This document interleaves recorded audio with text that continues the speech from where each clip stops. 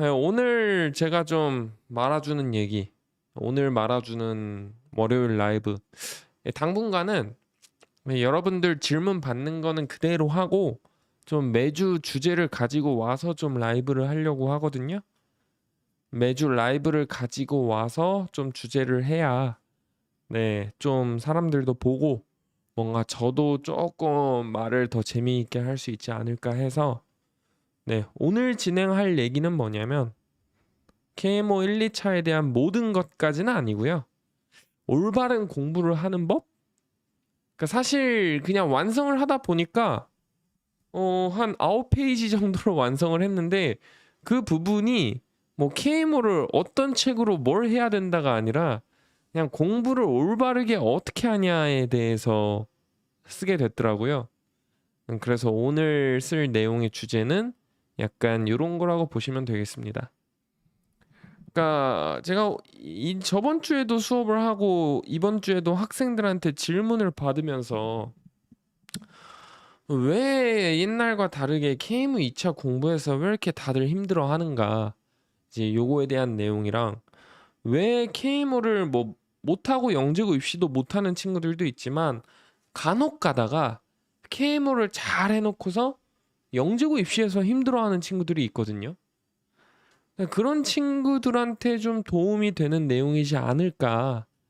그리고 어떻게 보면 좀 경험을 하셨던 분들은 공감을 할 수 있는 얘기가 되지 않을까. 어떻게 보면은 나중에 좀 뭐 공부를 하는 학생들을 위해서 뭐 나중에 요 링크 같은 거 좀 주변 사람들한테 드리면 좋을 것 같습니다. 그리고 중간중간에 뭐 궁금한 점은 채팅창으로 물어보시면 되고, 오늘은 뭐 사람들도 없어서 제가 봤을 때 뭐 편하게 질문하셔도 될 것 같습니다. 그렇게 하고 사실 뭐 이거를 진행을 하는 이유는 제가 8월부터 수업하는 커리큘럼이 이제 영재고 대비반 수업 커리큘럼이거든요. KMO 영재고 대비반. 그래서 이제 그때부터 진행을 하는 게 이제 경시 이론의 좀 시작? 그러니까 경시 이론 시작 과정을 제가 보통 한 8월쯤에 개강을 하거든요. 그래서 그 개강하는 거에 맞춰서 뭐 어떻게 보면은 좀 제 수업을 지금 듣고 있는 친구들한테도 한번 좀 들려주면 좋지 않을까 해서 들고 와봤습니다. 라라님도 안녕하세요. 자, 뭐 아무튼 이번 주는 좀 KMO에 대한 얘기를 하고 다음 주는 영재고 내신에 대한 얘기 좀 할게요. 영재고 내신에 대해서도 요즘 좀 할 얘기가 많아서 뭐 아무튼 진행을 좀 해보도록 하겠습니다.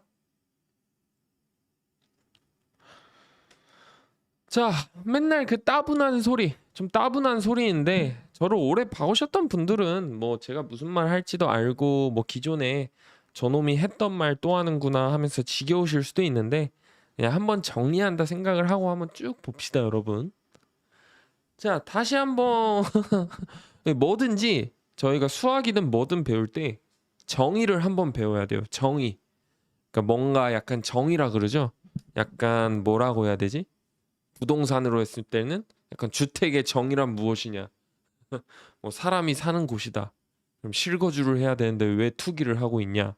뭐 이런 주제로 얘기를 끌고 갈 수도 있고. 그러니까 KMO라는 게 무엇이냐인데 꼭 그럴 때 설명하는 진부한 얘기도 뭐예요? 이름이죠, 이름. 그런 거 많이 하지 않아요? 저도 이제 강의할 때 많이 써먹는 방법인데, 그러니까 뭔가 이렇게 설명을 할 때, 개념 설명을 할 때는 이 세종대왕 형님께서 그 너무 언어를 잘 만드셔가지고 뭐 예를 들어 단사함수라는 게 있으면은 원래 단사함수를 배울 때 보통 교과 과정에서는 1대1 함수라고 배우는데 저는 좀 옛날 사람이라서 단사함수로 가르치거든요. 같은 말이에요. 근데 이 단사함수라는 게 무슨 뜻을 갖고 있냐면은 단독으로 사망에 이르게 한다. 그러니까 단독으로 죽여버린다라는 소리거든요.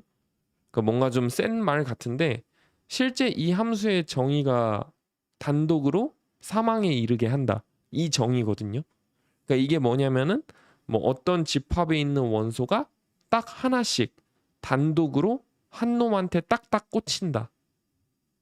약간 이런 식으로 저는 개념 설명을 하는 걸 좋아하는데 그 사실 KMO라는 것도 약간 이렇게 단사함수 설명을 하듯이 설명을 하면은 거기서 의미가 끝납니다.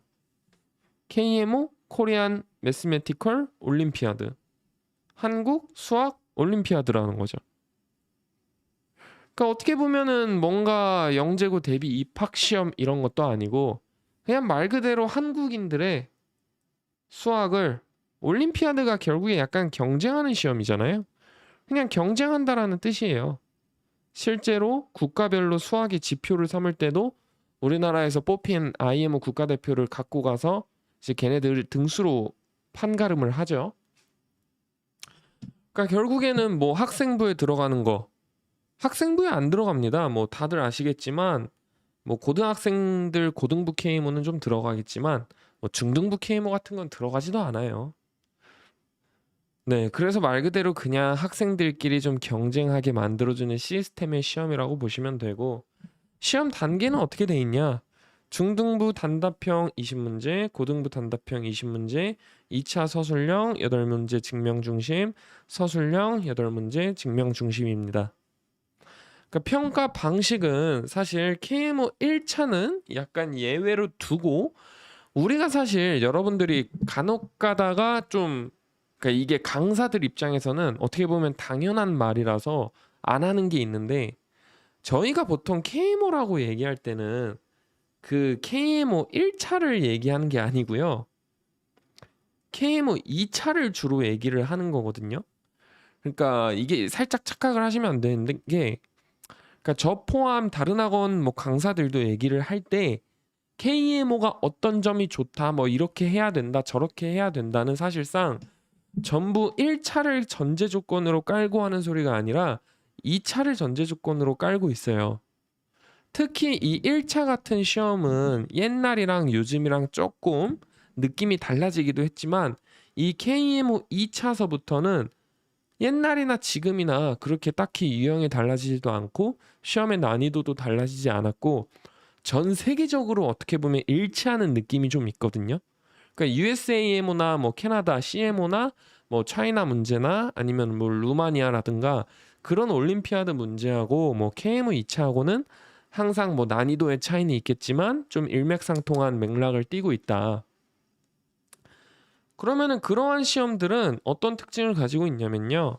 단순히 정답, 뭐 수능같이 3번, 4번, 5번 뭐 이런 게 아니라 논리적 풀이 흐름과 표현력. 사실 이 표현력이 좀 중요하죠.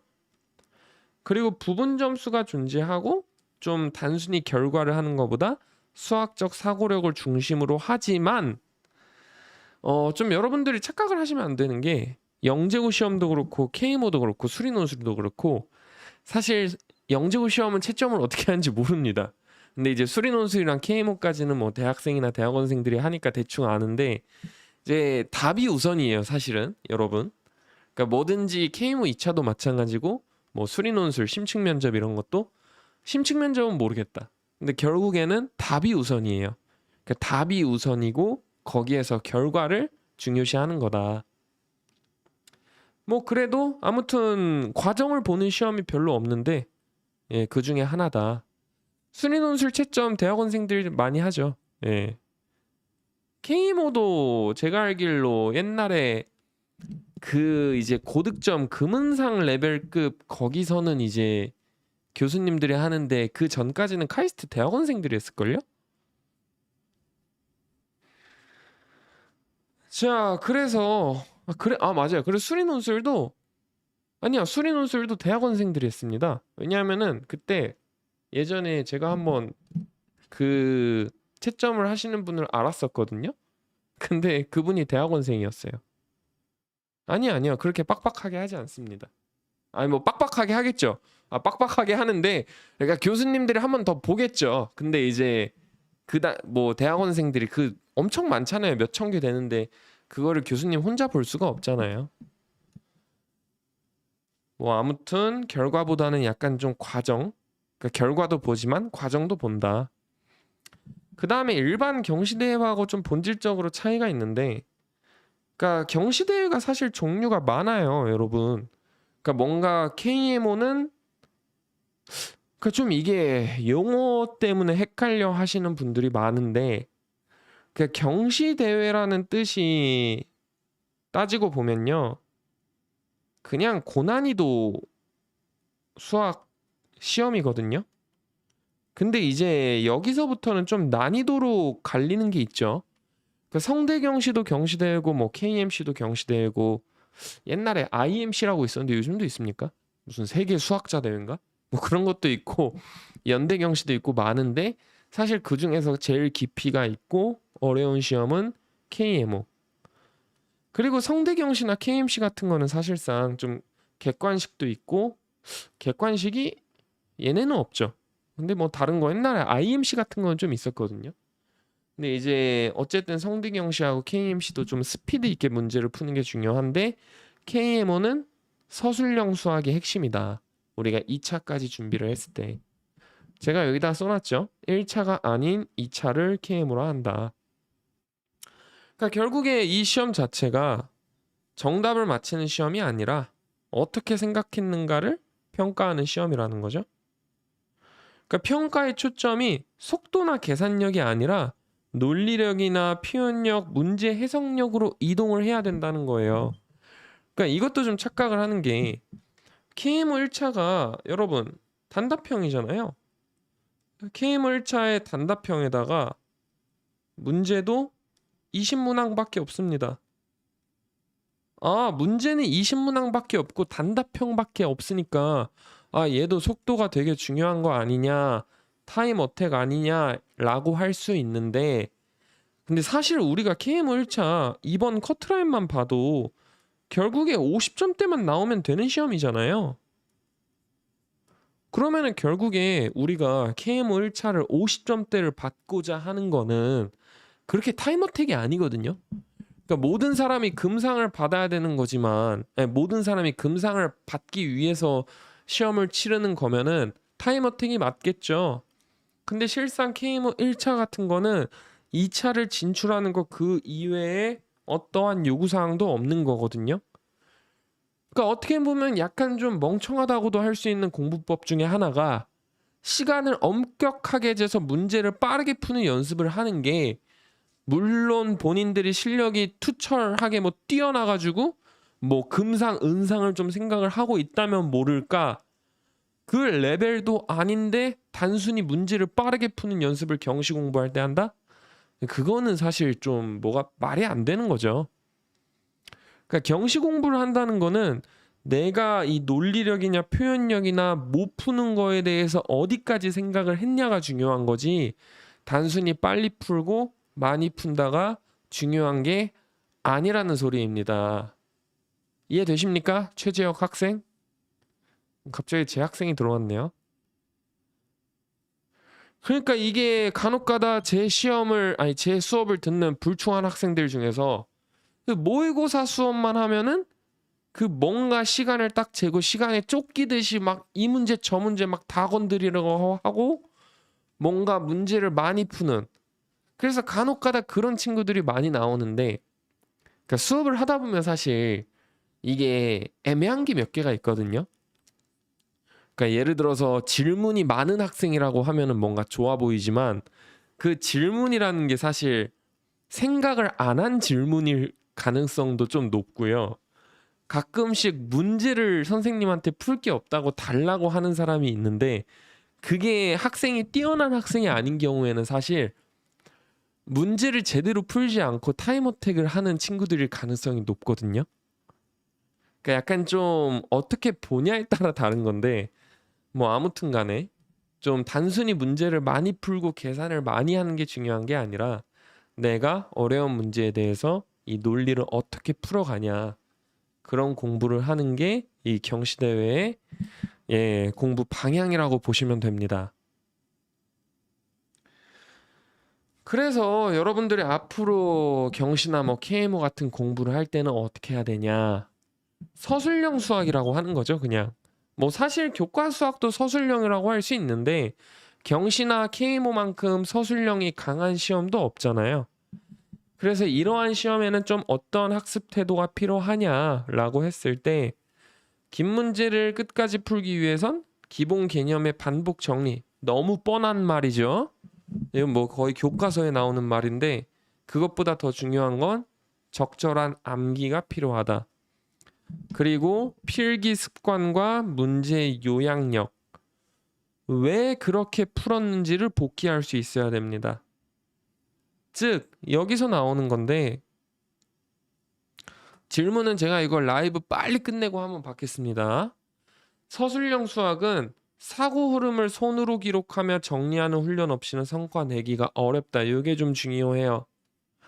그러니까 그런 친구들 있습니다. 뭔가 문제를 눈으로 풀거나 아니면은 선생님이 푼 풀이가 너무 그지 같아요.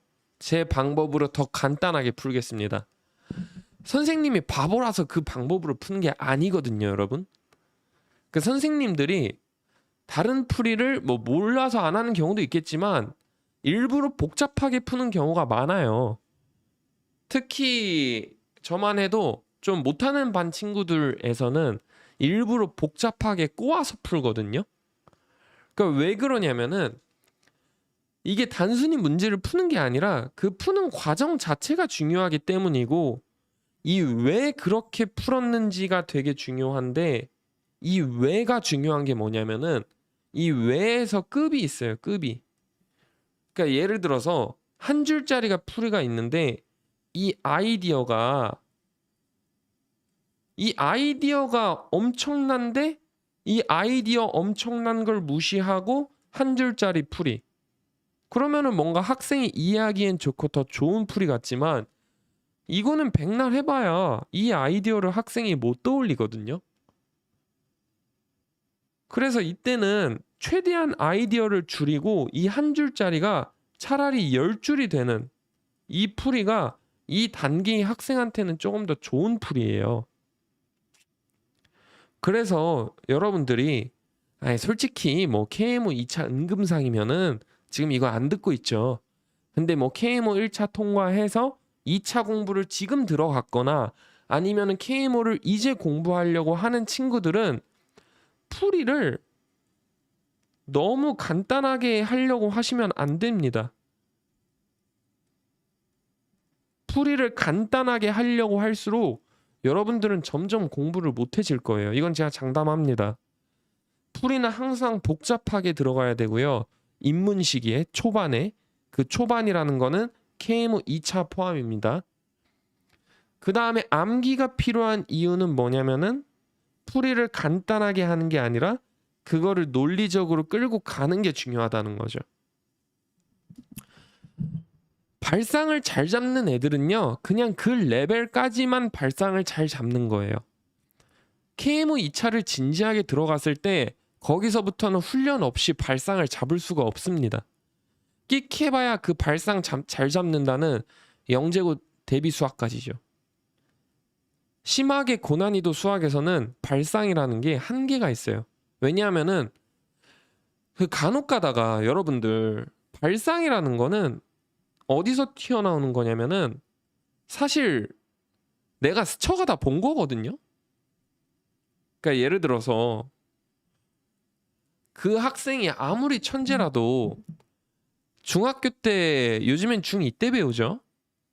중2 때 배우는 피타고라스 정리가 있습니다.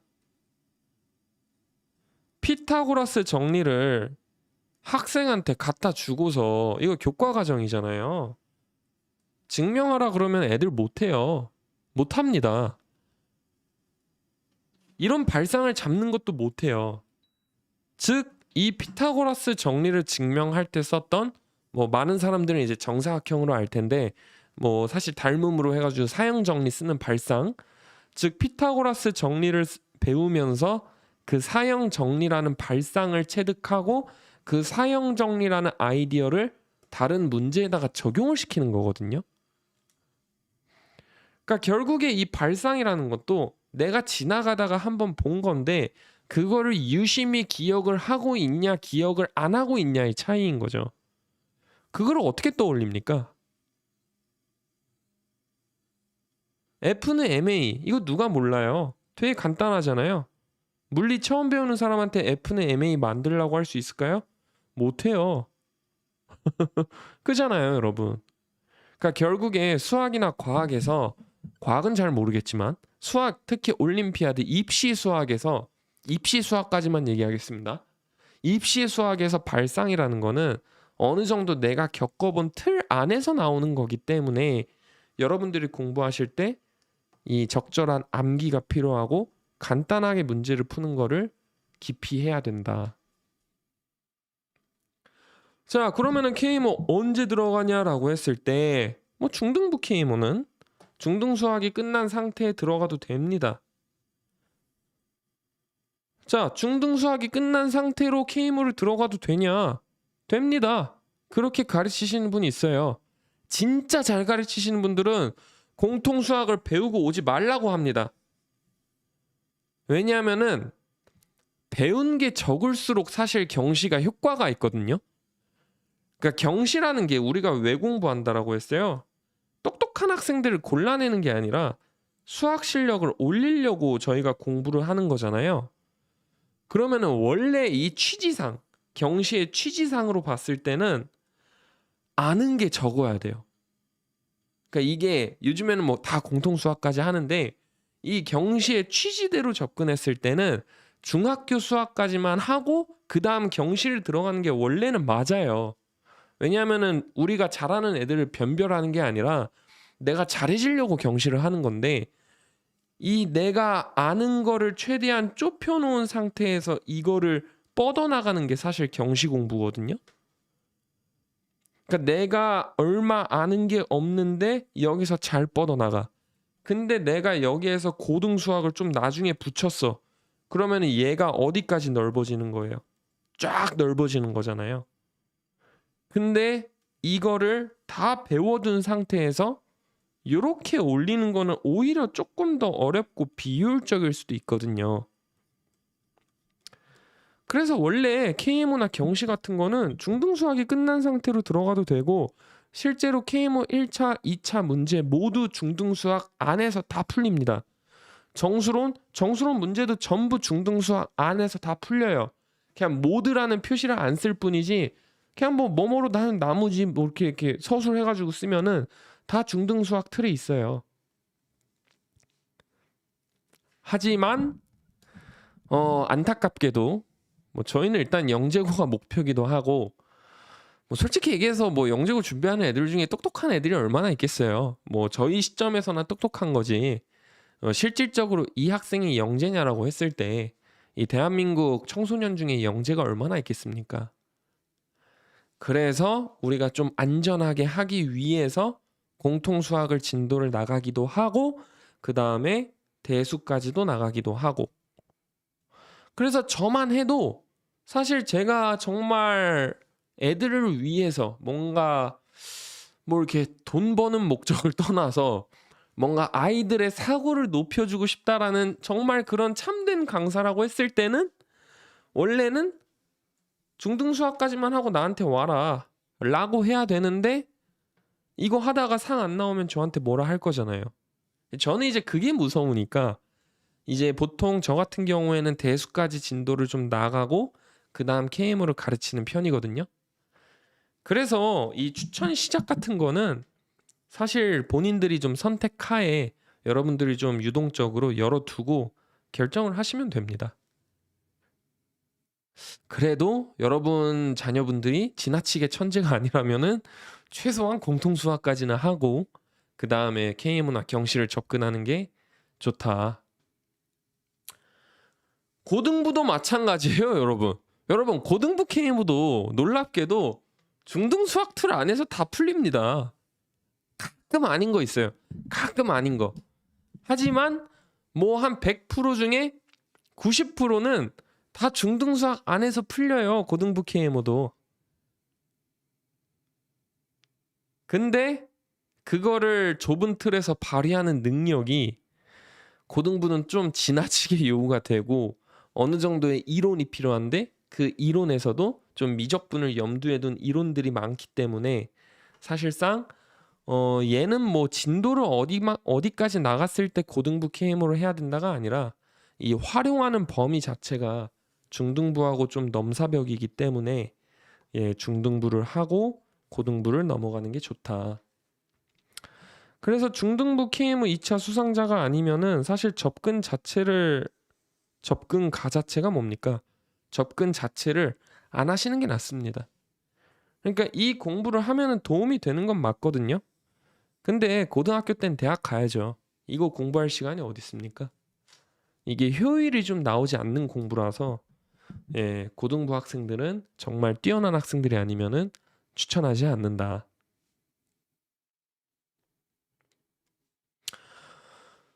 자, 그러면은 뭐 거의 오늘 약간 KMO 마케팅인데 KMO를 왜 준비해야 되는가라고 했을 때 뭐 저는 다 가르칩니다, 여러분. KMO 대비도 하고 영대비도 하고 뭐 영재고 내신도 하고 수리논술도 하고 요즘엔 수능도 가르쳐요. 다 가르치는 사람인데 제가 다 가르쳐 봤을 때 제가 봤을 때 제일 중요한 건 아무래도 KMO 같습니다. 제가 봤을 때 수능보다도 KMO가 중요해요. 특히 어릴 때는 그 사고 자체를 길러주는 힘이기 때문에. 그러니까 KMO를 왜 준비하냐라고 했을 때 그러니까 고등학생이 아니라 중학생이죠. 중학생이 왜 KMO를 준비하냐라고 했을 때 그냥 제 불충한 생각, 저는 언제나 불충한 생각을 항상 갖고 있는데 영재고 과학고 꼭 가야 되나? 약간 이 생각을 저는 항상 하고 있거든요. 영재고 과학고 그거 꼭 가야 됩니까? 아니 가면 좋긴 한데 그냥 대학 잘 가면 장땡 아니 죄송합니다. 아이고 이거 무슨 말이야. 농담입니다, 여러분. 그러니까 결국에 뭐 대학이 저는 좀 중요하다라고 생각을 하는데 대학을 갈 거면은 좀 중학생 때 차라리 뭔가 너무 영재고 하는 것보다 좀 자체의 역량을 키워두는 게 좋지 않나. 저는 그 생각을 좀 하고 있거든요. 그러니까 결국에는 입시적으로 봤을 때도 KMO는 어떻게 보면 비효율적일 수도 있는 게 중등부 KMO 2차가 웬만한 의대 수리 논술보다도 난이도가 어려워요. 특히 정수론이랑 조합 같은 경우에는 서울대 심층, 연대 수리 논술, 의대 수리 논술 통틀어서 걔네보다 훨씬 어렵습니다.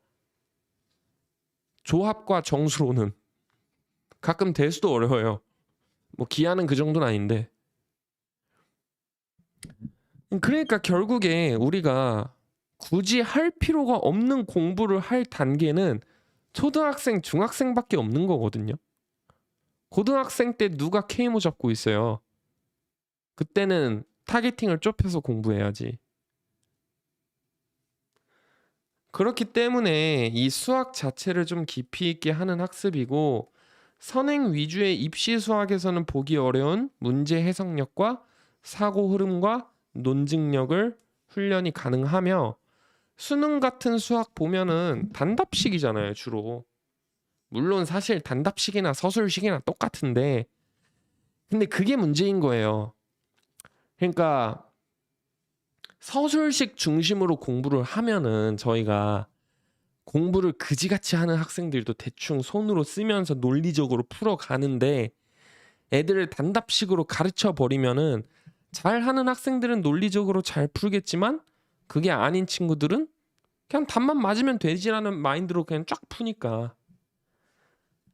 그래서 약간 좀 정리하고 표현하는 탐구하는 과정을 경험할 수가 있다.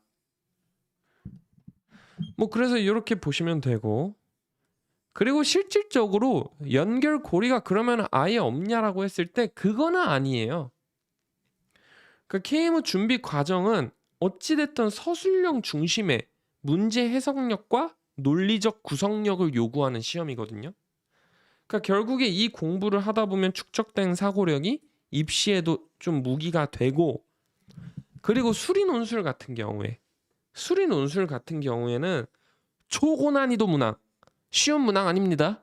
초고난이도 문항, 뭐 작년 연대 논술 마지막 문제 같은 거, 뭐 그런 문제나 아니면 인하대 의대 수리 논술 진짜 더럽게 어렵거든요, 여러분. 그런 데들은 KMO 2차 기출 문제가 그대로 나오는 경우가 종종, 자 여러분 종종입니다. 종종 존재한다. 그리고 서울대하고 카이스트, 사실 서울대는 좀 안 나온 지 꽤 됐습니다.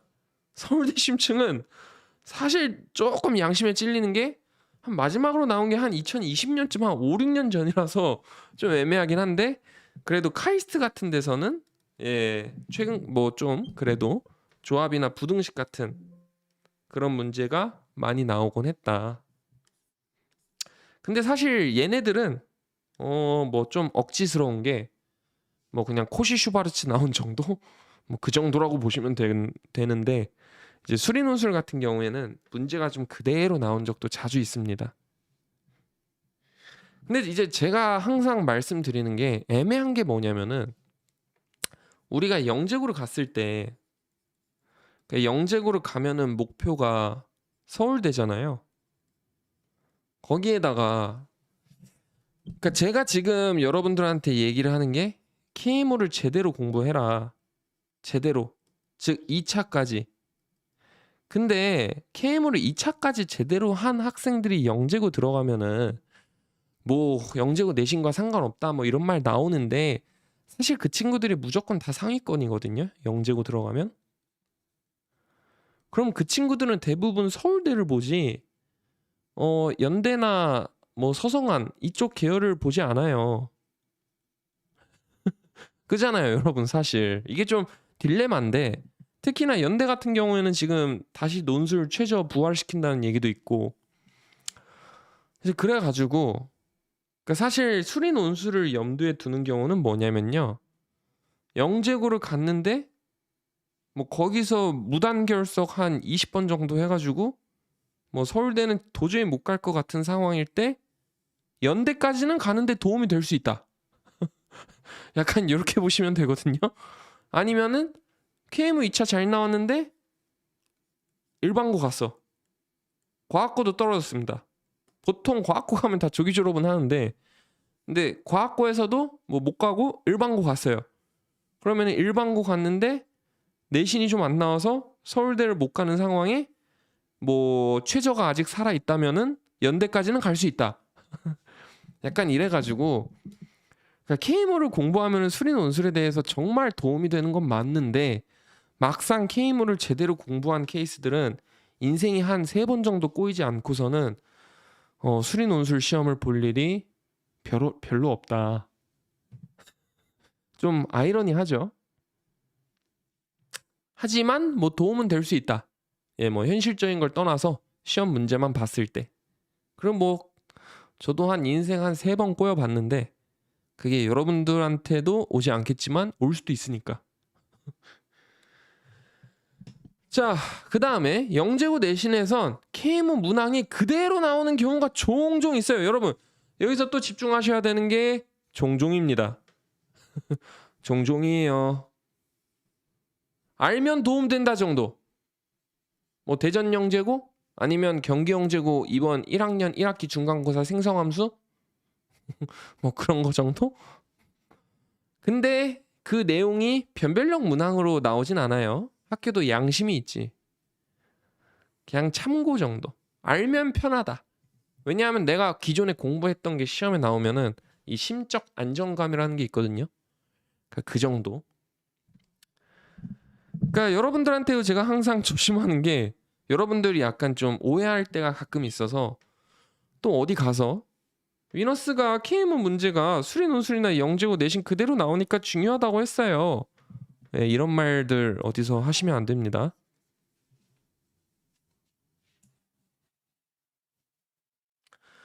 자, 그래서 잠깐 또 창의수학에 대해서 얘기를 할 텐데 그 창의수학이라는 게 도대체 뭐냐라고 했을 때 창의수학이 뭐예요? 다른 말로 그냥 영대비 수학이잖아요. 자, 영대비 수학인데 영대비 수학이 그 들어가서 목적을 보시면은 논리사고력 평가입니다. 그럼 이게 KMO 취지하고 같은 거 아닌가요? 간혹 가다가 창의수학이랑 KMO랑 유형이 다른 내용이다라고 말씀하시는 분들이 있어요. 근데 저도 거기에 동감합니다. 예를 들어서 서울과고 작년 종이접기 문제 같은 거. 근데 여러분 제가 항상 말씀드리지만 여러분들 수능 문제 봤을 때 앞장에 있는 2점짜리 4개의 문항이 바뀌었다고 해서 수능이 바뀌었다고 얘기를 하나요? 뭔가 우리가 시험의 트렌드가 바뀌었다라고 얘기할 때는 그 시험에서 좀 고난이도로 나왔던가 전체적인 분위기를 보고서 우리가 시험이 뭔가 바뀌었다라고 얘기하지 않습니까? 그러니까 영대비 수학에서 물론 KMO에서 안 배우는 내용이 있어요. 공간도형에서 주사위 해가지고 뭐 이런 거나 알고리즘 짜기 이런 거 안 나옵니다. KMO에서 안 나와요. 왜 안 나와요? 쉬워서 안 나옵니다. 쉬워서. 그냥 쉬워서 안 나오는 거예요. 종이를 접었더니 되더라가 그 실제로 작년 영재학교 기출문제 풀이거든요. 그 작년 영재학교 기출 풀이가 어떻게 되냐면 이렇게 접어야 되니까 종이를 이렇게 접으면 풀린다예요. 근데 그런 문제를 가지고 KMO는 다르다 이렇게 얘기를 하면은 다른 건 맞는데 그 전체적으로 고난이도 문항을 전체적으로 봐야죠. 그래서 이 창의수학이라는 게 되게 저는 얼마 전에 단톡방에도 나왔지만 이거 되게 좀 조심해야 된다. 물론 하는 게 나쁘진 않지만 되게 조심해야 되는 부분이다. 저는 그렇게 생각을 해요. 그러니까 사실 대형학원 같은 데서 하는 뭐 이제 여러분들 다 아시겠지만 뭐 CMS나 뭐 또 뭐 있죠? 요즘에는 다들 다 맨날 싸우고 난리라서 지금 대형학원이 CMS밖에 없는 느낌인데 뭐 CMS만 얘기하겠습니다. 그러니까 CMS 같은 경우에는 뭐 워낙 자기네들이 체계화가 돼 있고 하다 보니까 뭐 창의수학 같은 거 괜찮을 수도 있어요. 근데 그런 걸 좀 조심해야 된다는 거죠. 뭐 지방에 약간 조그만 학원이나 이렇게 뭐 좀 애매모호한 에메르송한 학원이 무슨 뭐 KMO는 하지 않아도 되고 뭐 영대비 수학, 창의 수학을 해야 된다 이렇게 얘기를 하는 거는 조금 뭔가 좀 이상한 느낌이 좀 있다. 뭐 그 부분에 대해서는 제가 좀 이따 얘기하고요. 어쨌거나 제가 다시 정리할 거는 단순히 문풀 위주 KMO 1차 유형의 공부만 반복한다면 그냥 안 하시는 게 낫습니다. KMO 1차 90점대 받고 2차 상 안 나올 거면요. 그냥 이거 준비 안 하시는 게 나아요. 그러니까 요건 이제 창의수학을 겨냥해서 얘기한 건데 시험을 위한 공부. 그러니까 나 영재고 들어가야 되니까 창의수학 해야지. 이게 아니라 그냥 수학 자체를 제대로 공부하면은 입시는 따라온다라는 소리예요. 창의수학 공부하셔도 되는데 하셔도 됩니다. 근데 아이들한테 되게 건방진 상태라고 제가 표현하는 게 있는데 그런 거 있습니다. 이거 영재고 학생들한테도 많이 등장하는데 너 이거 풀어봐라고 했을 때 못 풀어요. 여러분 수학 문제라는 거는 좋고 안 좋고가 아니라 본인이 못 푼다는 그거에 대해서 의미가 생성이 되는 거거든요. 그러니까 좋은 문제 안 좋은 문제 사실 있긴 한데 좋은 문제 안 좋은 문제는 학생 때는 못 풀면 좋은 문제예요. 근데 간혹 가다가 중학생 때는 이거 영재고 내신에 영재고에 안 나오는 유형이니까 나는 이거 못 풀어도 괜찮아. 아니면은 KMO 준비하는 애들이 아니 이거 KMO 유형 아니니까 나는 안 해도 괜찮아. 영재고 들어간 애들이 우리 학교 내신은 이런 형태로 안 나와서 이거 안 해도 돼. 그러니까 그런 식으로 건방지게 공부하다 보면은 결국에 입시가 한 번에 망가질 수밖에 없다라는 소리입니다. 그래서 여러분들이 창의수학을 공부하셔도 좋은데 괜히 어디에 좀 휘둘려가지고 이 문제는 창의수학, 이 문제는 KMO 약간 요렇게 스스로 그거를 판단하지 말라는 거죠. 못 풀면 의미가 생깁니다.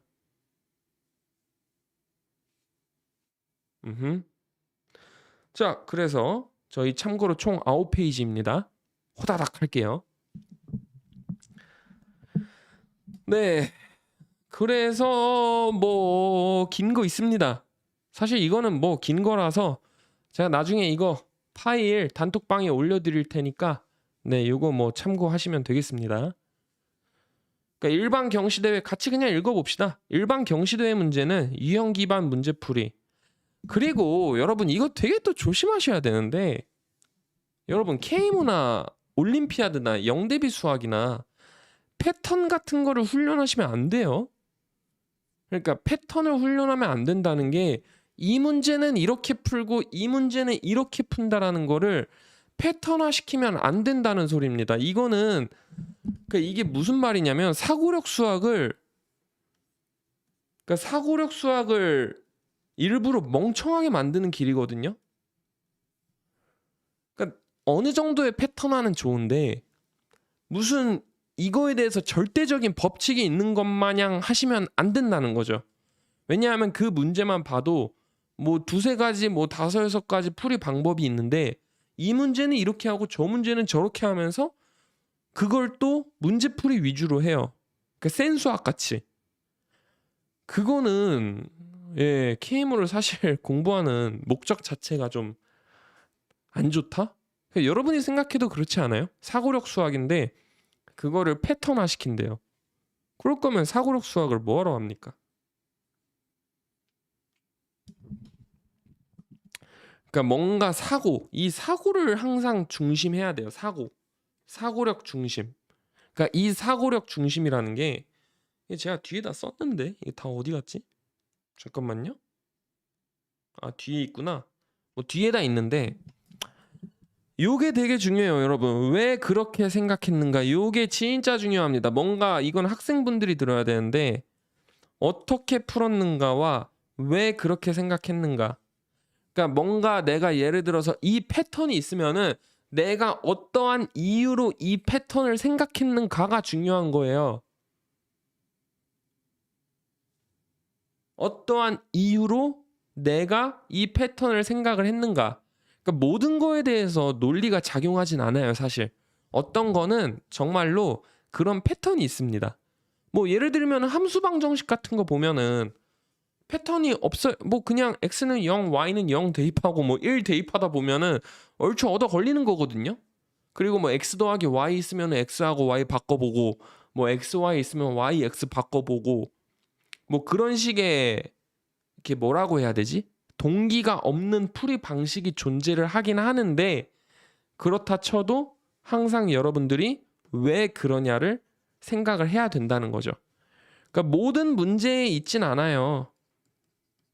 하지만 이거는 항상 생각을 해봐야 된다. 그러니까 기하에서도 보조선이나 뭘 그을 때 내가 왜 그렇게 했고 예를 들어서 내가 뭐 이렇게 평행선을 그었어. 그러면은 이 평행선을 그을 때 내가 이 평행선을 그은 발상을 어디서 갖고 온 건가? 그거에 대해서 계속 의심하고 본인이 계속 생각을 해봐야 됩니다. 그러니까 약간 그 표현이 있는데 관조라 그러죠?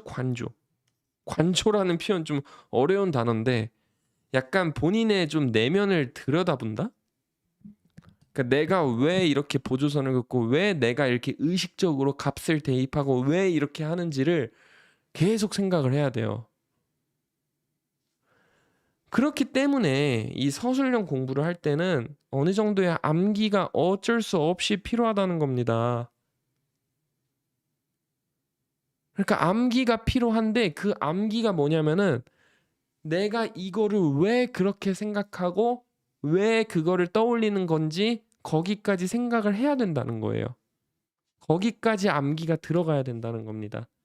그냥 단순히 얘는 이렇게 첫 줄, 두 줄, 세 줄, 네 줄, 다섯 줄, 여섯 줄, 일곱 줄, 여덟 줄 이렇게 쓰면 된다가 아니라 이러한 발상 때문에 여기서 이렇게 넘어가고 이러한 발상 때문에 이렇게 넘어갔다. 그게 중요한 거라고요. 기반 개념과 전략들을 암기에 두었는가.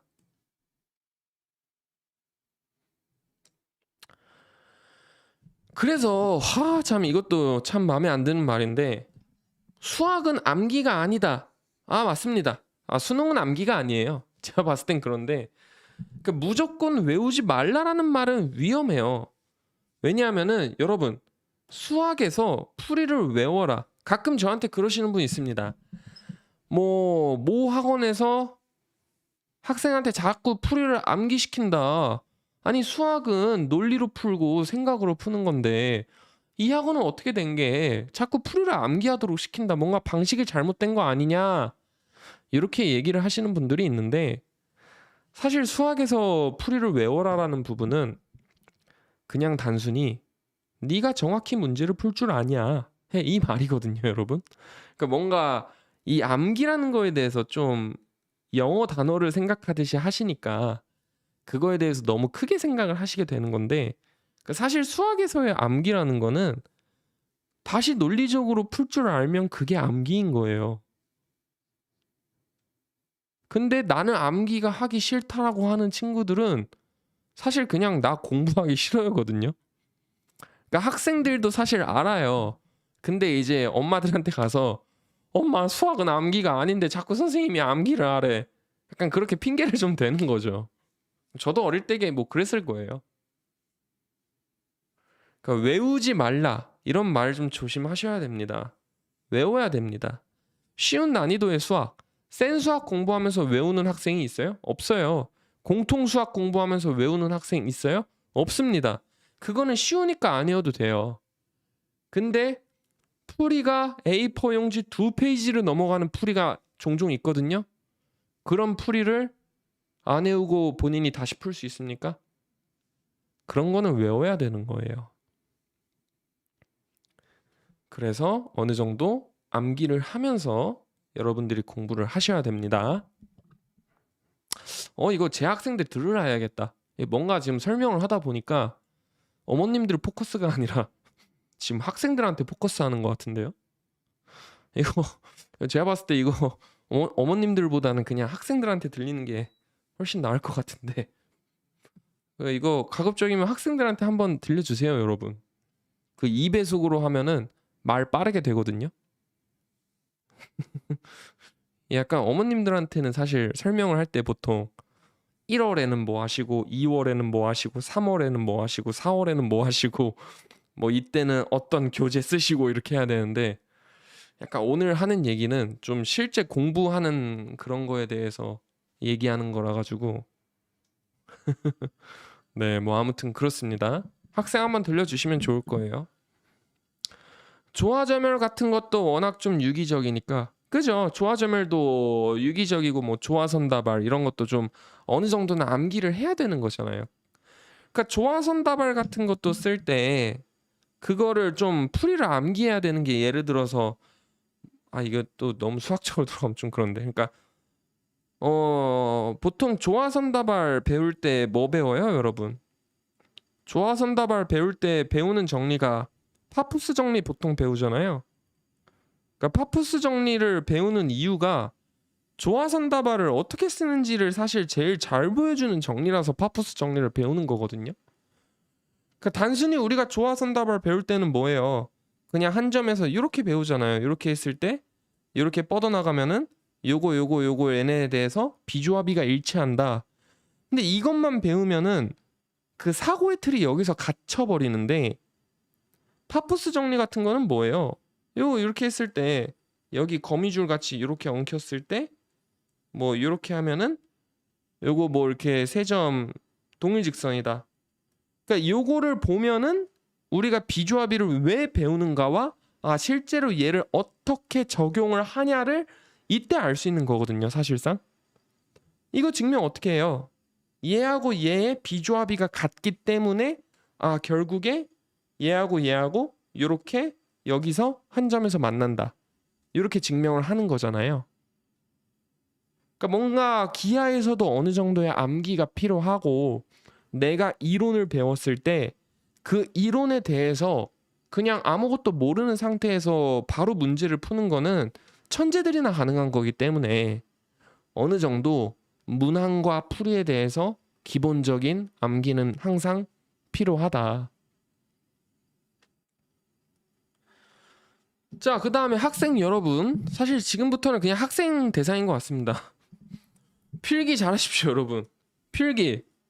예, 필기 좀 잘하세요. 이거 진짜 어떻게 하려고 그래요. 그 제 학생들도 필기를 지금 너무 못하시는 분들이 많은데 맨날 지금 쿠사리를 주고 있긴 한데 그러니까 사실 요거는 K모 공부할 때인데 공통수학이나 뭐 수원할 때는 적용되는 말은 아니에요. 그러니까 KMO 같은 거 특히 2차 같은 거 공부하실 때 이 사고의 흔적을 남기는 게 되게 중요합니다. 아까 얘기했던 이 부분의 아이디어는 어떤 원인으로 나오게 되었는가. 그리고 어려운 문항마다 개인 해설서 만들어 보기. 이거 되게 뻔한 말인데 이거 실제로 하는 친구들 별로 없거든요. 저는 어릴 때 이렇게 했어요. 그래서 약간 이런 것도 하시면 좋을 것 같고, 그 다음에 성대경 씨처럼 빠르고 화려한 풀이를 요구하는 게 아니라 좀 깊고 일부러 돌아가는 그러한 사고의 시험이고, 기반 개념 암기, 필기 습관, 내가 왜 이렇게 생각을 하게 됐냐에 대한 사고 흐름 정리, 요게 여러분들 KMO 공부의 핵심이 된다. 특히 서술형 KMO 2차. KMO 1차 90점대 나왔어요. KMO 2차 했는데 모르겠어요. 그게 왜 안 되냐? 얘 3개가 안 받쳐줘서 그래요. 그러니까 이거에 대한 가장 큰 문제점이 사실 여기서 썼던 창의 수학의 문제점이 여기서 드러나는 건데, 모든 학원들이, 아니 뭐 모든 학원이라 그러면은 무섭습니다. 모든 학원은 아니에요. 좀 괜찮은 학원들도 있는데 그러니까 창의 수학의 문제점이 뭐냐면은 문제들이 아이디어성이나 빠른 풀이나 발상에 집착을 많이 한다는 거예요. 이거 좋아요, 여러분. 얼마나 좋습니까? 아이디어 문제 많이 풀고 풀이 문제 빠르게 푸는 거 좋아요. 근데 이거는 언제 효과적이냐라고 했을 때 할 거 다 하고, 할 거 다 하고 KMO 하고 논리적인 사고 능력 갖췄거나 아니면 내가 선천적으로 논리적 사고 능력이 투철해요. 그런 친구들은 이거에 집착 좀 해도 돼요. 근데 그러니까 본인의 상태를 정확하게 지각을 해야 되는데, 아니 저 친구는 KMO 같은 거 안 배우고 창의수학 잠깐 했는데 영재고 붙었어. 그러면은 창의수학만 해도 영재고 쉽게 가는데 KMO 안 해도 되지 않냐? 그게 아니라 그 친구는 KMO를 했으면 더 잘했을 친구라는 거예요. 그러니까 이거를 이렇게 받아들이셔야 되는데, 그게 여러분들이 봤을 때는 그럼 나도 되겠다. 그게 나도가 아니에요. 그거는 저 친구니까 그렇게 되는 거거든요, 사실상. 그러니까 경시 문제하고 이제 KMO 같은 경시 문제하고 영재고 문항, 입시 문항의 차이인데, KMO와 같은 경시성의 많은 문제 풀이는 보면은 A에서 B로 가고 B에서 C로 가요. 그러니까 뭔가 딱딱딱의 단계가 있는데, 영재고 입시 문항에서 사실 대부분의 문제는 경시하고 KMO 유형인데, KMO와 다른 유형의 문제들의 풀이는 어떻게 됐냐를 보면은, 자, 문제 줬어. 너 이거 이렇게 생각해봐. 자, 15분 줄게. 15분 머리를 굴리다 보니 A가 나와. 자, 넘어가겠습니다. 정말입니다, 여러분. 정말이에요. 기출문제 풀이만 봐도 논리라는 게 좀 없어요, 여러분. 그러니까 저도 이게 설명을 하기가 진짜 영재고 기출문제들은 어려운데, 그러니까 뭔가 문제가 어려워서 어렵다기보다는 그냥 내가 문제를 유심히 머리를 굴리면은 그냥 그게 나와요. 그러니까 이게 뭔가 사다리 타기 같은 거예요. 자, 너 저기로 가라 했을 때 이 사다리 타기가 잘 해서 걸리면은 답이 나오는 거죠. 그러니까 그거를 이제 창의성 아이디어라고 해서 그거를 연습을 하는 건데, 그거를 연습하는 건 좋지만 일단 기반은 이제 이런 게 돼야 된다는 거죠. KMO 1차만 하고 창의수학으로 영대비 하는 건 부족할까요? 그러니까 KMO 1차를 한다라는 게 KMO 1차를 어떻게 했냐가 중요하다는 거예요. 제가 지금까지 얘기를 한 게, KMO 1차를 공부할 때도 서술형 같이 내가 사고의 흐름을 집중을 해서 했어야 되는데, 지금 문제를 풀었던 것 같이 그냥 모의고사형만 계속 풀고 단답형만 계속 풀었어. 그러면 사실 그게 에메르송 하다는 거죠. 그러니까 이게 KMO가 위험한 게 확실히 뭐냐면은, 요즘 학원들에서는 문풀 수업을 많이 해요. 그러니까 왜 그러냐면은 이론식 수업을 하면은 애들이 재미없어 하고 수업을 많이 튕겨져 나가요. 수업을 이해를 못하고 나갑니다. 요즘에는 애들이 갑이에요. 어렵다 그러면은 딴 학원 가는데, 그러면은 애들이 나가지 않게 어떻게 해야 돼요? 문풀로 계속 돌리면서 애들이 문제를 잘 풀게끔 줘야 될 거 아니에요. 물론 안 그런 학원도 있지만 제가 봤을 때는 아직은 그런 학원들이 많고, 뭐 사실 제가 KMO 쪽으로 대놓고 돈을 벌려고 한다면은 뭐 지금도 많이 벌려고 하고 있지만 조금 더 많이 벌려고 한다고 하면은 그런 식으로 수업을 할 것 같거든요. 그러니까 문풀식으로 계속. 근데 이게 문풀식으로 계속 돌려서 1차 통과를 하면 괜찮아요. 왜? 2차 공부를 할 때 그게 채워지니까. 근데 이제 내가 문풀식으로 계속 돌렸는데 1차가 통과가 안 돼. 그럼 이제 거기서는 애매하다는 거죠. 그게 문제입니다, 사실. 그게 딜레마예요, KMO에.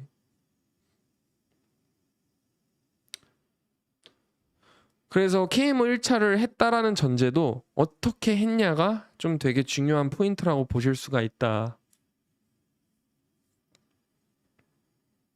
그러니까 KMO가 도움이 안 됐다고 하는 분들의 99%는 사실 KMO 2차를 경험을 안 하신 분들이거든요. 제가 이건 장담할 수 있습니다.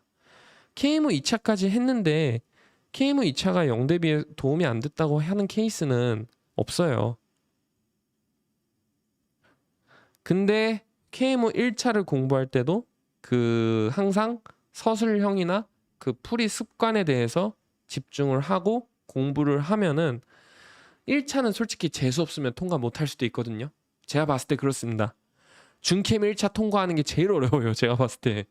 문제가 좀 그지같이 나와가지고. 네, 뭐 아무튼 그렇습니다. 자, 그 다음에 KMO 시험범, 이건 뭐 잠깐 간단하게만 보면은 뭐 출제 경향 뭐 아까 다 얘기했죠. 뭐 중등부 정수론인데 그 정수론에서 제가 요거 말씀드리고 싶은 게 요즘 KMO 1차하고 2차하고 격차가 좀 빡세게 큽니다. 그래서 KMO 2차 들어와서 정수론 어려워하는 친구들이 많고, 기아 같은 경우에는 KMO 1차 잘했으면 2차도 잘해요. 1차 어려워했으면 2차도 어려워합니다.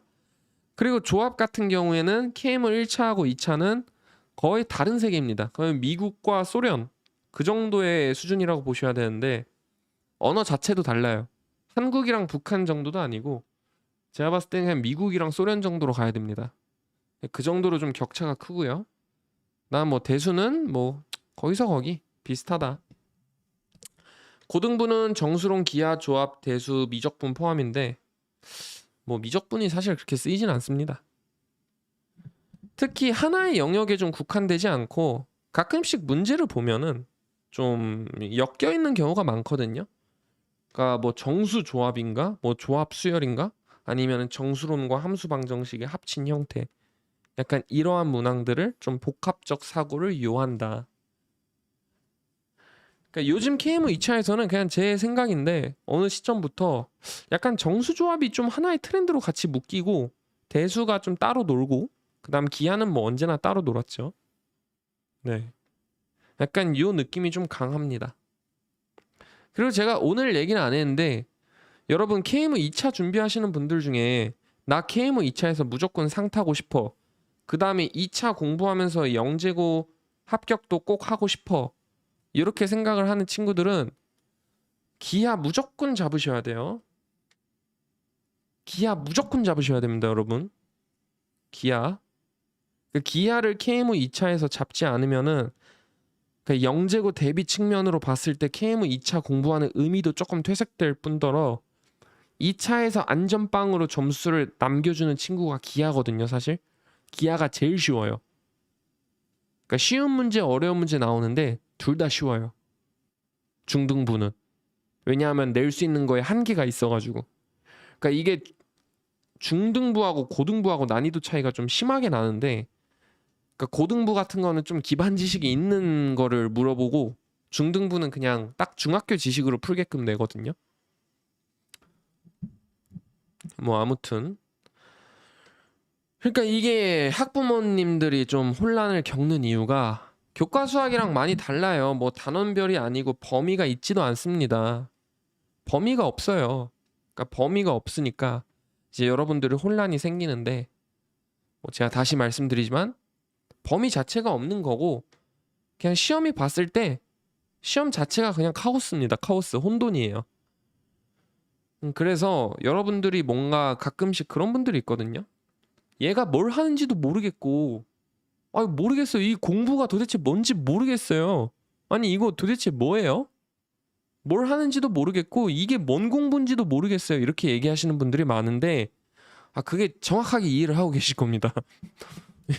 그냥 뭔지 모르는 공부가 이 공부예요, 여러분. 범위도 없고 그냥 뭐든지 내면 그게 다 KMO예요.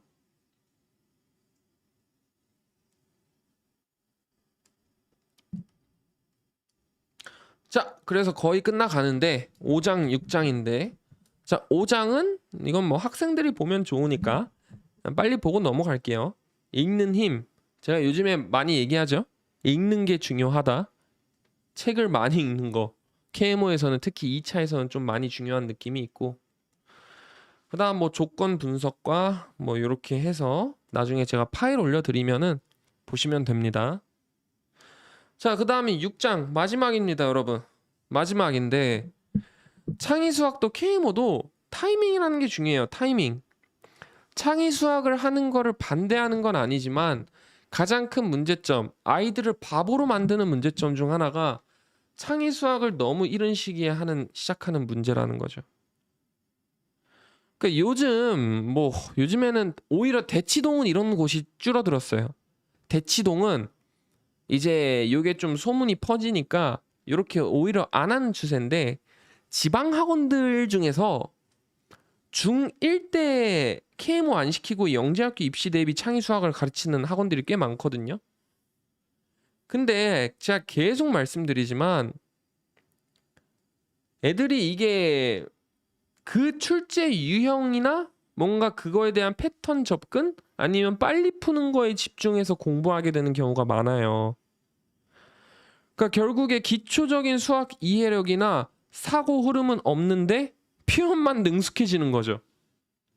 그러니까 어떤 느낌이라고 보시면 되냐면은, 학생들 중에 그런 학생들 정말 많습니다. 특히 커뮤니티 하는 친구들 중에, 물론 저도 어릴 때 커뮤니티 많이 했어요. 근데 공부는 안 하면서 공부를 잘하는 방법을 공부하는 친구들이 있어요. KMO를 공부하려면 내가 KMO 수학을 공부해야 되는데, KMO를 공부하기 위해 장환 수학을 공부하고 바이블 수학을 공부해야 된다는 사실을 공부하는 친구들이 많다는 겁니다. 정말 많아요. 나 공통수학 공부하려 하면은 책을 펼치고 공통수학을 풀면 되는데, 공통수학을 공부하기 위해서는 센 수학과 블랙 라벨, 센과 블랙을 봐야 되는구나, 뭐 이런 거를 공부하고 있어요. 그러니까 딱 그 느낌이라고 보시면 돼요.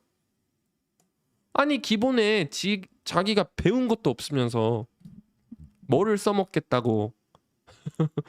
그죠? 오르비 찾는 친구들, 오르비 독학 공부법, 그 사실 저도 어릴 때 봤거든요. 예. 근데 그게 참 문제가 뭐냐면, 밖으로 봤을 때는 번지르르해 보여요. 뭔가 자기주도적 학습이 잘 되는 것 같고, 뭔가 학원을 스스로 찾아 보이고, 뭔가 어린 애가 막 그렇게 있으면 부모들 입장에서 막 대견해 보이거든요. 근데 결국에는 나중에 한계에 부딪혀요. 창의 수학은 시험 자체를 위한 학습으로 빠지기 쉽고요. 수학적 깊이를 쌓는 데는 오히려 방해가 됩니다. 특히 이른 시기에 하는 거는. 그리고 가장 중요한 문제가 요 네 번째 단락인데, 여러분들이 저를 신뢰할 거라고 저는 믿어 의심치 않지만, 솔직히 얘기해서 저도 여러분 돈 받고 가르치는 사람인데, 저도 그렇고 여러분들이 다니는 학원도 그렇고 그렇게까지 신뢰할 수 있냐의 문제가 저는 이 창의 수학에서 제일 문제점이라고 생각을 합니다. 물론 여러분이 배우고 있는 학원들은 정말 좋은 학원이고 학생들을 위하는 학원이겠지만, 영재학교라는 거는요, 발표가 언제 나요? 중3 때 나요. 그 얘기는 뭐예요? 이른 시기에 시킨다? 중3 때까지는 잡아둘 수가 있다는 겁니다. 그리고 중3 때 영재학교를 떨어져요. 그 이후에 그 학원에서 얘 수능이나 수리 논술을 봐줍니까? 안 봐주잖아요. 뭐까지 빼먹어요? 영재학교 2차 발표도 안 했는데 영재학교 3차 수업하고 영재학교도 떨어지면은 과고 대비 수업까지 까죠? 과고 대비 시험 뭐 있어요? 없어요. 그럼 이때 뭐 배워요? 공통수학 배웁니다. 미적분이랑. 제가 어디 학원이라고는 얘기 안 하겠는데 이번에 수업 프린트를 보니까 영재고 3차 대비로 미분방 정식을 수업하고 있는데 정신 나간 학원이죠. 그러니까 결국에는 사실 여러분들이 창의수학을 이런 시기에 공부하면 안 되는 거는 큰 이유가 저는 신뢰의 문제라고 봐요.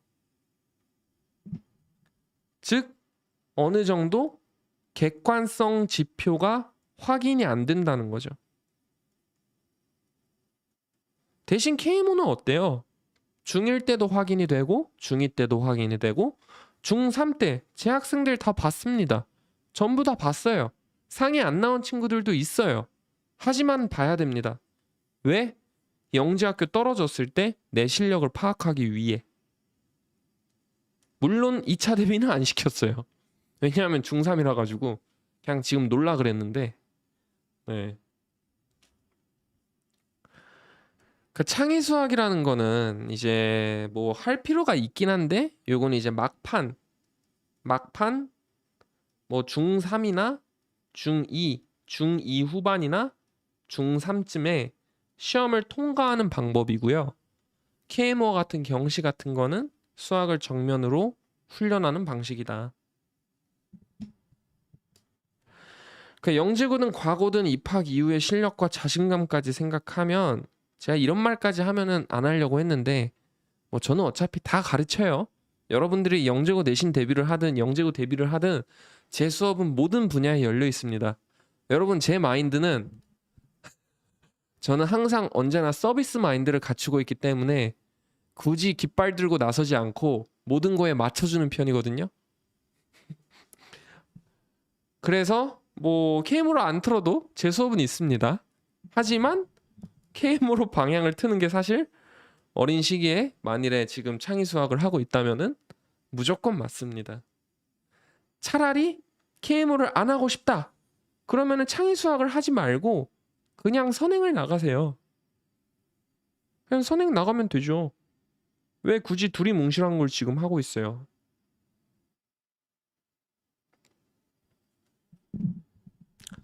그래서 항상 결과가 나오는 것에 대해서 두려워하지 않고 내 객관적인 지표, 단기적인 목표를 항상 설정해서 물리올림피아드, 화학올림피아드, KMO, 학생부 전부 안 들어가지만 뭔가 그런 거를 하나하나 다 이뤄 나가면은 결국에 여러분들이 영재고를 붙든 안 붙든 과고를 붙든 안 붙든 일반고를 못 갈 수도 있나요? 뭐 일반고를 가든 못 가든 사실 별 지장 없이 대학을 준비할 수 있는 어느 정도 유리한 고지를 선점할 수가 있다.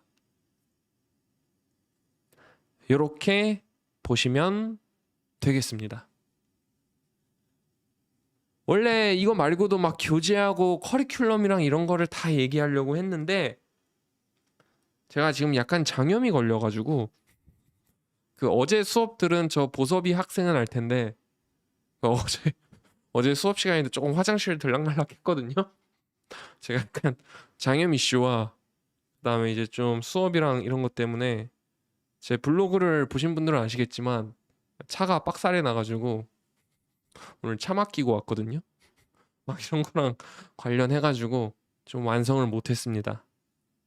나중에 다시 좀 뭔가 커리큘럼이나 교재 같은 거 관련해서는 다시 한번 또 제대로 다뤄볼 거고 사실 올해 1월쯤에 그 KMO 공부법이랑 뭐 교재하고 이런 거에 대해서 정리한 영상이 있거든요. 그래서 좀 급하게 그거를 좀 보셔야겠다고 하시는 분들은 제가 댓글에다가 링크 달아 놓을 테니까 네, 그거 좀 참고하시면 될 것 같습니다.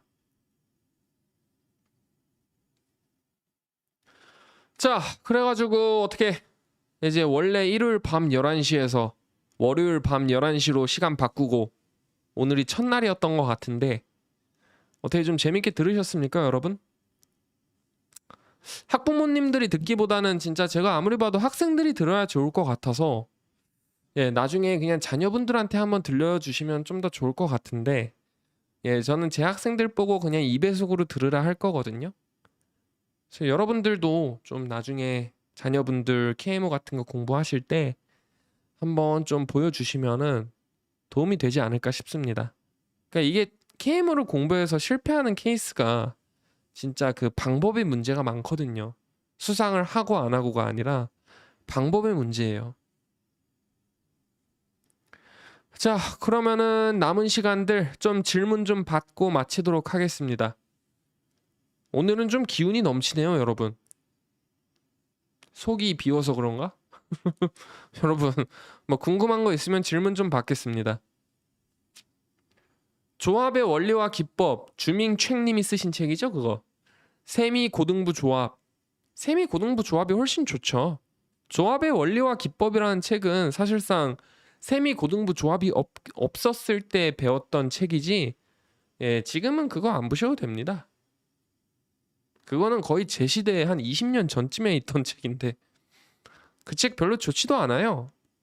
옛날에는 조합책이 하도 없으니까 그 윤영진의 새로운 조합 수학이라고 있거든요. 그거하고 이제 그 조합의 원리와 기법 뭐 이렇게 해서 봤는데 세미 고등부 조합 연습 문제가 적으시면 아예 뭐 쇼트 푸시면 되죠. 조합은 어차피 문제로 터득해야지 이론으로 뭘 자세하게 나와 있는 책이 없어가지고 세미로 보시는 게 좋습니다. 그 다음에 조합 같은 경우에는 PSS가 나름 도움이 잘 돼가지고 PSS는 좀 구형책이긴 하지만 아직까지도 좋은 문제가 워낙 많아서 제가 봤을 때 PSS하고 고등부 조합 2개 보고 그 다음에는 그냥 쇼트리스트 같은 거나 해외 올림피아드 문제 푸시면 딱 될 것 같은데요.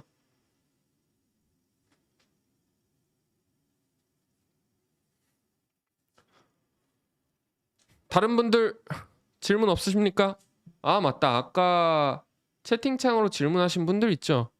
라라님, 영재는 아니지만 영재학교 목표로 공부하고 있어요. 영재인 사람 아무도 없습니다, 여러분.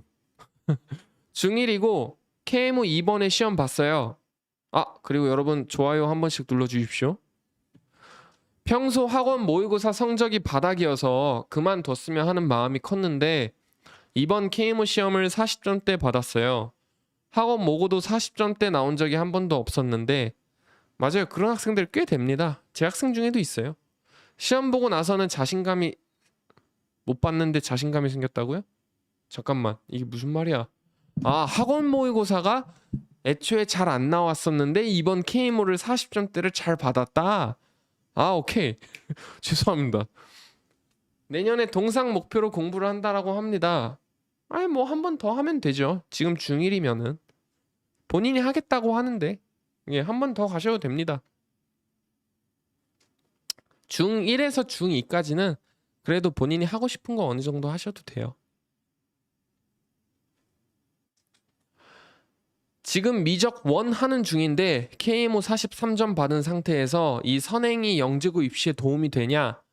그 여러분 제가 얼마 전에 단톡방에도 말씀드렸는데 그 영재고 입시를 대비하는 상황에서 저희가 선행을 한다는 거는요. 사실상 내가 그 선행 공부가 영재고나 이런 거에 대해서 크게 도움이 돼서 선행을 하는 게 아니라 제가 과학 공부를 할 시간을 벌어준다의 개념이거든요. 그러니까 그게 무슨 말이냐면 수학 선행은 사실상 경시에 비해서 뭔가 이렇게 딱딱 나오는 것도 있고 공부하는 게 그렇게 크게 어렵지가 않잖아요, 사실. 뭐 선행이 어렵다라고 하면은 애초에 경시할 역량이 안 됐던 거고. 그러면은 선행을 하다 보면은 수학적으로 좀 여유도 있고 학생한테 좀 여유가 있어요. 그러면은 그 여유 시기에 과학을 많이 치라는 거죠. 그 의미가 사실 선행이에요. 아, 수학 실력이 내가 도움이 되니까 이거를 해야겠다는 아니에요, 절대로. 근데 어쨌든 미적을 하든 미적 2를 하든 그것도 수학이잖아요. 그러면 수학에 대한 감이 죽진 않거든요.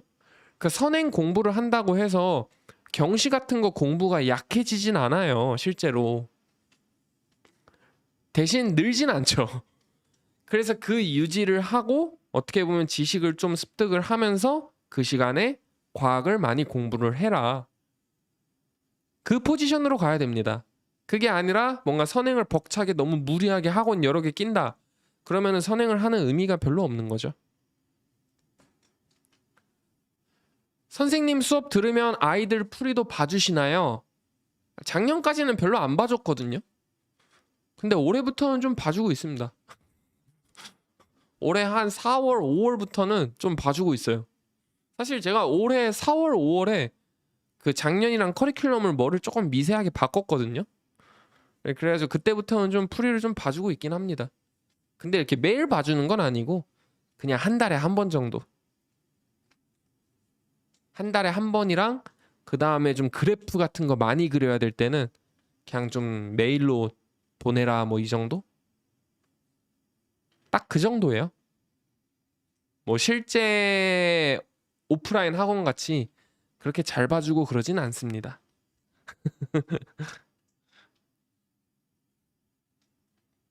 하지만 이 위너스가 8월에 하는 영재호 내신반 오프라인 강의 거기에서는 하나하나 봐줄 계획입니다.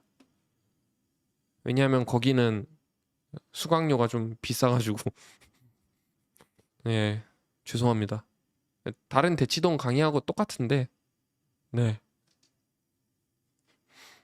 뭐 아무튼 네, 뭐 또 질문 있으십니까?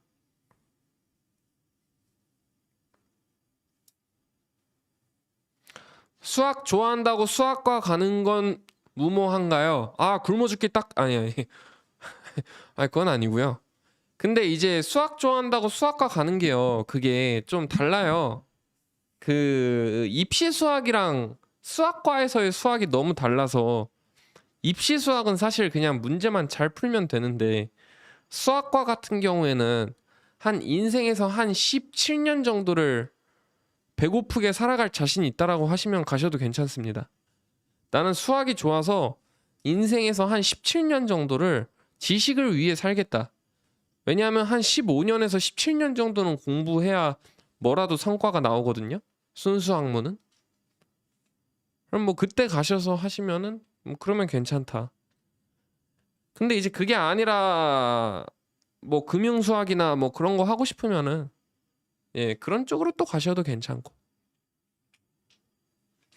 근데 이제 순수 학문 그쪽 학과가 좀 힘들어요, 사실. 특히 수학과 같은 경우에는 스타트업을 하기도 애매해가지고 요즘에 이제 화학과 뭐 이런 저도 좀 나이가 있는데 그 제 지인들은 이제 다 스타트업 CEO 해서 이제야 좀 성과가 나는? 성과도 아니고 이제야 좀 가끔 뉴스 한 줄 나오고 뭐 이 정도인데 뭐 예, 좀 오래 걸리죠. 좀 남들보다 오래 걸리는 것 같습니다.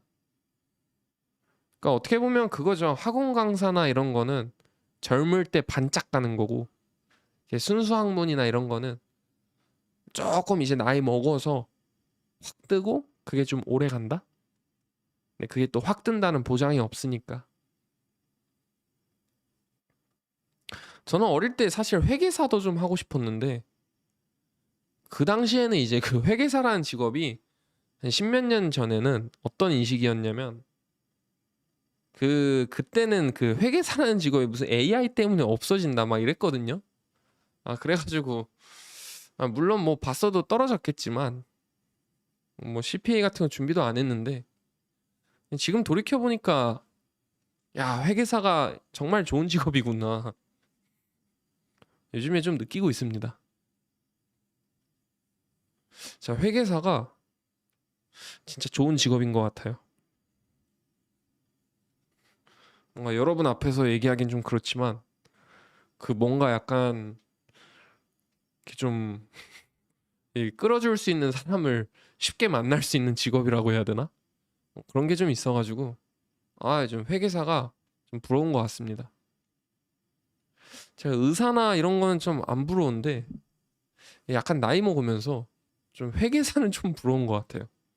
그러니까 뭐 그것도 공부가 되게 빡세지만 그 공부한 거에 대비 약간 좀 뭐 거기서도 능력이 엄청 좋아야겠지만 뭐 수학과 가면 좋죠. 자, 또 제가 또 딴소리를 너무 많이 했는데 뭐 이제 슬슬 여기서 이제 좀 마치면 되지 않을까 싶습니다. 오늘 월요일 저녁 11시로 바꾸고 첫날이라 가지고 조금 오래 했는데 다음 주부터는 이제 딱 12시에 끝내도록 하고 네.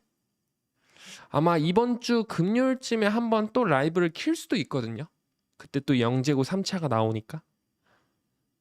근데 아무튼 키면은 제가 미리 공지해 드릴 거고 예. 이번 주 금요일이나 아니면 다음 주 월요일 그때 뵙도록 하겠습니다, 여러분. 긴 시간 들어주셔서 감사합니다.